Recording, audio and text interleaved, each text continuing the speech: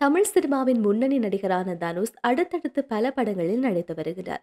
இவருடைய படங்கள் ரசிகர்கள் மத்தியில் மிகுந்த எதிர்பார்ப்புகளை சம்பாதித்து வருகிறது. இதைத் தொடர்ந்து மாரி செல்வராஜ் கூட்டணியில் தனுஷ் நடிக்கும் படங்களுக்கு இப்போது இருந்தே எதிர்பார்ப்புகள் அதிகரித்துள்ளது.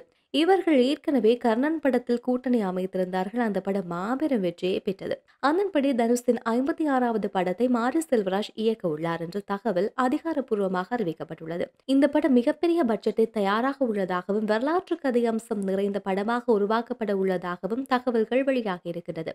இந்த நிலையில் நடிகர் தனுஷின் 55வது படம் பற்றிய தகவல் வெளியாகியுள்ளது. அது மீண்டும் ரியல் லைஃபின் அடிப்படையில் உருவாகும் கதையில் பூஜா ஹெக்டே நடிக்க உள்ளதாக தகவல்கள் வெளியாகி இருக்கிறது.